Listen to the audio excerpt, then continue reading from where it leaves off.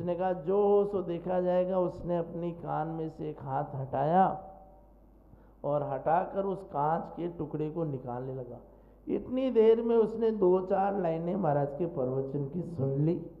अब अपन सोचे ना कि ये नहीं सुनना तो वो बात पहले कान में जाएगी नहीं। और भले ही अपन यहाँ पर बैठे हैं और आधे लोगों का ध्यान भले ही इधर उधर हो, प्रवचन सुनाई नहीं दे रहा हो, लेकिन जब अपन पर्टिकुलर किसी के लिए बोलते हैं ना कि ये वाणी हमको नहीं सुननी, तो ऑटोमेटिक आपको वाणी स्वयं भी सुनाई देगी। उसने कहा नहीं सुनना, तो महाराज की वाणी सीधा उसके कान में गई और 3 लाइनें उसके कान में ऐसी घुस गई कि वो चाह कर भी उसको भूल नहीं पाया। और उसने जल्दी से कांच का टुकड़ा निकाला, अपने कान बंद किए और तेजी से कदम आगे बढ़ाने लगा। और जैसे ही कदम आगे बढ़ाने लगा, तुरंत जब तक वो तेज चलता रहा, जब तक महाराज के प्रवचन उसके कानों से मंद नहीं पड़ जाते। फिर उसने बहुत कोशिश की उन 3 लाइनों को भुलाने की, लेकिन वो 3 लाइनें भुला नहीं पाया। फिर 2-4 दिन बाद कुछ लोगों ने कहा कि पुलिस तो पकड़ती है नहीं चोर को, ये पुलिस और चोर सब मिले हुए हैं, आजकल सब अंदर ही अंदर सेटिंग चलती है। तो उन्होंने सोचा कि अपन ही कुछ सबूत इकट्ठा करें, अपन इस चोर को पकड़ने के लिए कोई ऐसी रणनीति तय करें ताकि इस चोर को पकड़ा जा सके और हमारे गांव में और शहर में खुशहाली रह सके। तो उन्होंने कुछ लोगों ने मिलकर सीआईडी की तरह प्लानिंग की कि इसको अपन को पकड़ना पड़ेगा और इसके मुंह से सब सच निकलवाना पड़ेगा। और एक चाय की दुकान पर चाय वाले को पटाया, उसने कहा कि ये ले, तेरे को ऐसा ऐसा काम करना है। जो वह चोर जिस दोपहर को जिस चाय की दुकान पर चाय पीने जाता था, उस चाय के गिलास में उन्होंने बेहोशी की दवा डाल दी। क्या डाल दी? बेहोशी की दवा डालने के बाद जैसे ही उसने उस चाय को पिया तो बेहोश हो गया। तुरंत 5-10 लोग आए और उसको उठाकर ले गए और सीधा किसी होटल में ले गए। होटल में ले जाकर वहाँ का कमरा ऐसा सजाया, चारों तरफ फूलों से सजाया और देवी देवताओं के चित्र लगा दिए और 2-4 आदमी को खड़ा कर दिया, 2 को तो देवी बना दिया, 2 को देवता बना दिया और चक्र लगा दिया, मुकुट लगा दिया, भामंडल लगा दिया, हाथ में छतरी रख दी और इस तरह से ऐसा माहौल बना दिया कि कम से कम इसको लगना चाहिए कि मैं स्वर्ग में आ गया हूँ। और ऐसी बात करके सब अपन मुख से इधर कैमरा लगा दिया, रिकॉर्डिंग शुरू कर दी कि अब क्या बोलता है। जैसी उसकी आंखें खुली तो उसने कहा, भाई साहब आप स्वर्ग लोक में आकर पैदा हो गए हैं, पृथ्वी लोक छूट गया आपका। तो वो चोर आश्चर्यचकित होता, अरे मैं मर गया क्या? लगता है मुझे किसी ने जहर दे दिया होगा जो मैं ये स्वर्ग में पैदा हो गया हूँ। उसने कहा अच्छी हूँ, सिर हिलाने लगा। अच्छा ये तो बताओ कि तुमने पृथ्वी लोक में इतनी चोरियाँ की, फिर भी तुम स्वर्ग में कैसे पैदा हो गए? हमको सब पता है क्योंकि देवताओं को तो अवधि ज्ञान होता ही है। तुम ये तो बताओ कि तुमने किस किस की यहाँ चोरी की, यहाँ पर इसका चोरी का बखान करो तो हम आपको आगे की यहाँ की व्यवस्था समझाएं। तो वो चोर ने कहा कि मैं स्वर्ग में तो आ गया हूँ और यहाँ मैं अगर सच बोल भी दूंगा तो कौन सुनने वाला है। तो वो सारी बातें बताने लगा कि मैंने इस फलाने के यहाँ चोरी की, फलाने के यहाँ माल खरीदा। वास्तव में स्वर्ग में आना एक सरप्राइज जैसा है। तो जैसे ही वह मुंह से बोलने लगा उतने में तुरंत उसको जैन साधु के प्रवचन की सुनी हुई बात याद आ गई। जैन साधु उस समय तत्वार सूत्र के 4थे अध्याय के ऊपर प्रवचन कर रहे थे और देवों का स्वरूप बता रहे थे। वो कह रहे थे कि इस धरती पर यदि स्वर्ग से कोई देवता आता है तो 3 विशेषता रहती है। एक तो देवता की कभी परछाई नहीं होती। क्या है? एक तो देवता की कभी परछाई नहीं पड़ती। अगर आपको पता करना है कि सामने वाला मनुष्य या देव, तो देव लोगों की कभी भी परछाई नहीं पड़ेगी क्योंकि उनके वैकृत शरीर होता है। 5 प्रकार का शरीर होता है, औदारिक, वैकृत, आहरक, तेजस और कारगर। औदारिक शरीर तो मनुष्य और तिर्यंचों की होता है जिसकी परछाई पड़ती है, लेकिन देवताओं के शरीर की कभी परछाई। दूसरा है, देवताओं की आंखें कभी टिमटिमाती नहीं है। अपने मनुष्य में तो जरूरी आंखें टिमटिमाना, यदि आप आंखें टिमटिमाओगे नहीं तो आपकी आंखें खराब हो जाएगी। इसलिए तो बहुत से छोटे छोटे बच्चों के चश्मे लग जाते हैं आजकल, क्योंकि वो मोबाइल को लेकर एकटक होके देखते रहते हैं, टीवी को एकटक होके देखते रहते हैं, तो आंखें झपकेगी नहीं तो वो आपकी आंखें खराब कर देगी। तो देवताओं की आंखें कभी टिमटिमाती नहीं और देवताओं की कभी परछाई पड़ती नहीं। और तीसरा लक्षण है कि देवता लोग इस पृथ्वी का स्पर्श करके कभी नहीं चलते, वो पृथ्वी से 4 अंगुल ऊपर चलते हैं, यानी आसमान में चलते हैं, जमीन को टच करके नहीं चलते। तो उसने देखा कि मैं पता तो करूं, उन जैन साधु के प्रवचन की मैंने 3 लाइनें सुनी हैं, तो ये पता तो करूं कि उस लाइने से मेरे को कितना फ़ायदा हुआ या नहीं हुआ है। ऐसा सोचकर वह देखता है तो उनके तो पाँव भी ज़मीन पर थे, आंखें भी टिमटिमा रही थी, और जो लाइट का फोकस डाला था ना, रंगीन लाइट का, उस फोकस से उनकी परछाई भी पड़ रही थी। तो उसने कहा ये ज़रूर कुछ लोगों का माया जाल है। तो उसने तुरंत बोला, अरे भाई साहब कहाँ चोरी की मैंने तो ज़िंदगी भर किसी के घर पे चोरी नहीं की, मैं तो शुद्ध ईमानदार व्यक्ति हूँ और ईमानदारी से काम किया, इसलिए तो मैं स्वर्ग में आकर पैदा हुआ हूँ। अरे भाई बात सही कह रहा है, सही कह रहा है। ऐसा करके सब ने कहा कि भाई ये व्यक्ति सही है, अपन इसको फालतू फंसा रहे हैं। तो उन्होंने कहा भाई साहब माफ़ करना, हमको शक हुआ था कि आपके ऊपर कि आप ही रात को वेश बदल कर चोरी करने जाते हो, क्योंकि रात को तो पूरा हुलिया बदल देता था वो, तो पहचान में आता नहीं था। तो उसने कहा हमको आप पर डाउट हुआ, इसलिए हमने ये रणनीति तय की, हमको माफ़ करना, सॉरी सॉरी। अरे गजब, वो भले आदमी को फंसाते हो। ऐसा कह के वो चोर निकला, उसने बाहर निकलती बोला जान बची लाखों पाए। यदि आज वो महाराज के प्रवचन की 3 लाइनें मेरे दिमाग में नहीं आती तो आज तो 100% मेरे को जेल हो ही जाती, क्योंकि प्रूफ तैयार था, सब रिकॉर्डिंग हो रही थी, सारे सबूत तैयार कर हो चुके थे, लेकिन वह उस माया जाल से बाहर निकल गया और तुरंत वह पहुंचा उन साधु के पास, जो साधु मंदिर में ठहरे थे और वहाँ उनका प्रवचन चल रहा था। तो उसने प्रवचन बड़े ध्यान से सुना, फिर महाराज को नमोस्तु करके बोला, महाराज जी मैंने आपके प्रवचन की 3 लाइनें सुनी, उससे आज मैं जेल जाने से बच गया। मैं चाहता हूँ कि आपका प्रवचन रोज़ सुनूं ताकि मैं भी संसार रूपी जेल से मुक्त हो जाऊँ।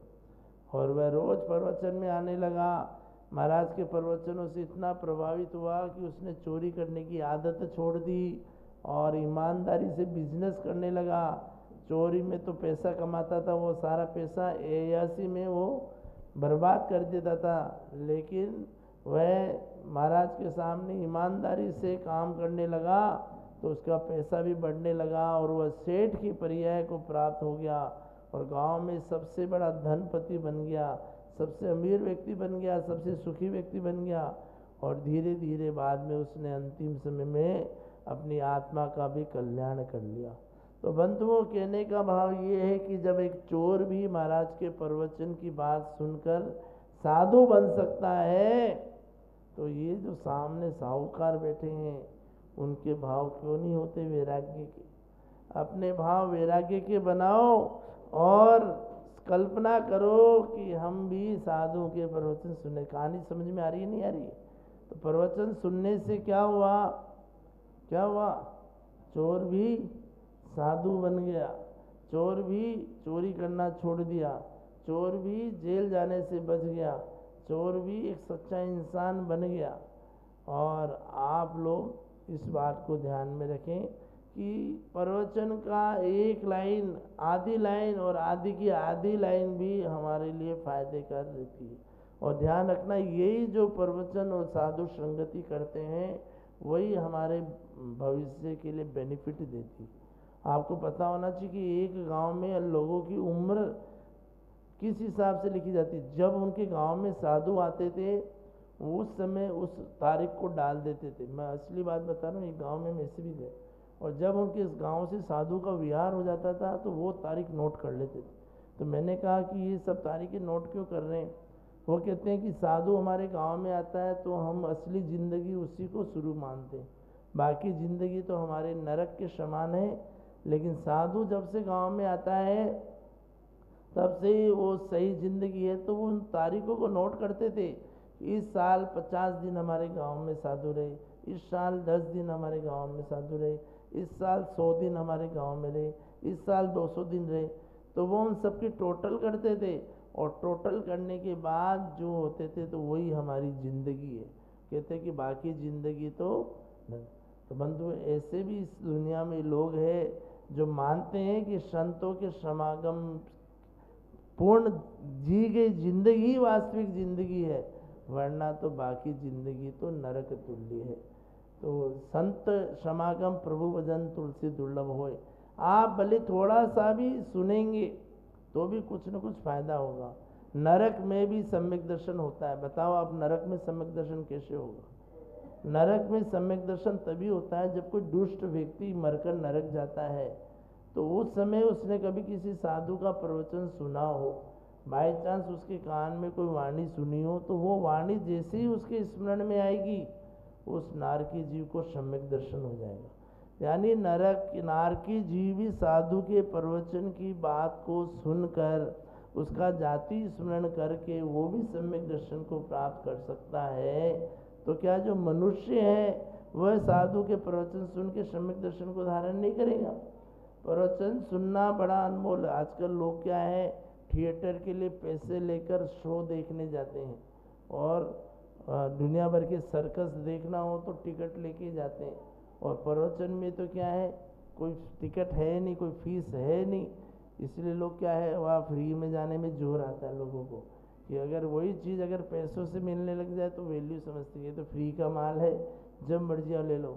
एक सेठ जी कभी प्रवचन सुनने ही नहीं जाते थे, तो एक बार विदेश में जा रहे थे, उनके पत्नी के कहने से कि मैं विदेश जा रहा हूँ, तो उसने कहा महाराज जी के दर्शन करके जाओ, क्योंकि महाराज के आशीर्वाद लेने से आप खूब कमाई होगी।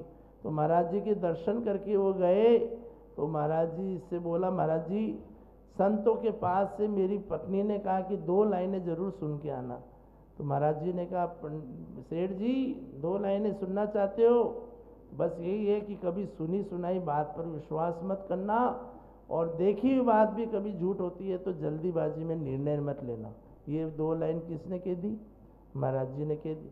सेठ जी 2 लाइन को कागज़ पे लिख दो, तो कागज़ पे महाराज जी ने लिख दी कि कभी भी सुनी सुनाई बात पर विश्वास मत करना, और देखी हुई बात पर भी एकदम विश्वास मत करना, क्योंकि जल्दीबाजी में कुछ निर्णय नहीं लेना। ऐसा करके उन्होंने पर्ची को जेब में डाल दी। तो किसी ने पूछा, भाई साहब महाराज के पास क्या लेकर आए? लोग बाग बहुत ऐसे भी होते ना, मजाक करके आते हैं, महाराज का ले लिया आशीर्वाद? अरे महाराज जी ने तो मुझे 50 लाख की चीज़ दे दी। और उन लोगों ने 50 लाख की चीज़ दी, 2 लाइन का ही कागज़ था, लेकिन वो 50 लाख। लोगों ने कहा कि ऐसी क्या चीज़ लेके आ गए 50 लाख? उसने कहा कि महाराज की 2 लाइन 50 लाख से भी कम नहीं है। तुम लोग दुकानों पर बैठे रहते हो, हाय पैसा हाय पैसा हाय पैसा करते रहते हो, लेकिन मैंने असली संपत्ति तो मैं लेके आया हूँ महाराज से, क्योंकि ज्ञान की कीमत उस धन से भी। वह विदेश में गया, महाराज के आशीर्वाद से उसने खूब पैसा कमाया, करोड़ों रुपए कमाए उसने, और 10-12 साल बाद वह जब वापस आया, तो वापस आने के बाद उसने सोचा कि महाराज की दी भी जो 2 लाइनें हैं ना, वो उस पर्ची को हमेशा पास में ही रखता था। उसका था कि महाराज की लाइन से मेरी इतनी संपत्ति। तो उसने सोचा कि चलो एक बार अपने देश में चलें और देश में जाकर अपने घर पर सरप्राइज़ दे। तो वह घर पर सरप्राइज़ देने गया, अपनी पत्नी को भी नहीं बताया कि मैं आया हूँ, और किसी को भी नहीं बताया, और सरप्राइज़ देने के हिसाब से वह फॉरेन से सीधा आया, और सीधा के सीधा रात की 2 बजे उसकी फ़्लाइट उतरी, वो सीधा घर पर गया। घर पर जाने के बाद उसने ठक ठक की सोचा कि ठक ठक करे, तो उसने देखा कोई उठा नहीं रहा। रात की 2 बजे कौन उठाए, उनको पता भी नहीं था, और अगर सुन भी ले तो कौन खोले, रात को अनजान थोड़ी खोलेंगे। तो उन्होंने खोला नहीं। तो उसने कहा कि देखता हूँ। फिर उसने खिड़की पर देखा, खिड़की से उसने देखा तो उसकी पत्नी और साइड में पास में कोई सोया हुआ है। तो उसने कहा, अरे मेरी पत्नी के पास कोई सोया हुआ है। तो वो उसको गुस्सा आ गया, और उसने हालांकि 2 लाइन तो सुन रखी थी कि महाराज की सुनी सुनाई बात पे तो विश्वास करता नहीं था, लेकिन आज तो मैंने आंखों से देख लिया कि मेरी पत्नी किसके साथ सो रही है। तुरंत अपनी जेब से बंदूक निकाली और बंदूक निकाल के जैसे ही उसको दोनों को मारने लगा, तो जैसे ही उसने बंदूक निकाली तो साथ में महाराज जी वाली पर्ची भी निकल गई। तो पर्ची निकलते ही उसको ध्यान आ गया कि इस पर्ची पर लिखा हुआ है कि देखी हुई बात भी कभी गलत हो जाती है और जल्दीबाजी में कोई निर्णय नहीं लेना चाहिए। तो उसने सोच कर कहा कि बंदूक का बटन दबी जाता अगर वो महाराज की दी हुई पर्ची निकलती नहीं। तो महाराज की दी हुई पर्ची को डाला।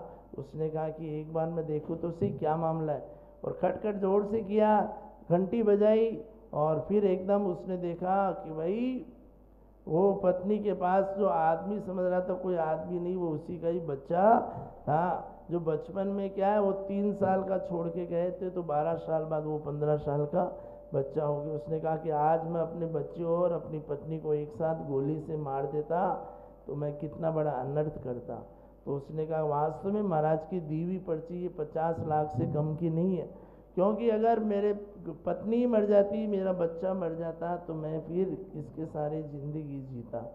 तो बंधुओं, अपन इस बात को मान के कि साधु के प्रवचन की 2 लाइन ने भी उसकी ज़िंदगी बचा ली, तो इस बात का ध्यान रखना चाहिए कि 2 लाइन भी अगर हम उसको हृदयंगम कर लेंगे, 2 लाइन भी सुन लेंगे, तो वो भी हमारी ज़िंदगी में कायाकल्प करने वाले। एक महाराज जी पेड़ के नीचे सबको मंत्र दे रहे थे, तो खूब अजैन लोग भी इकट्ठे हो गए।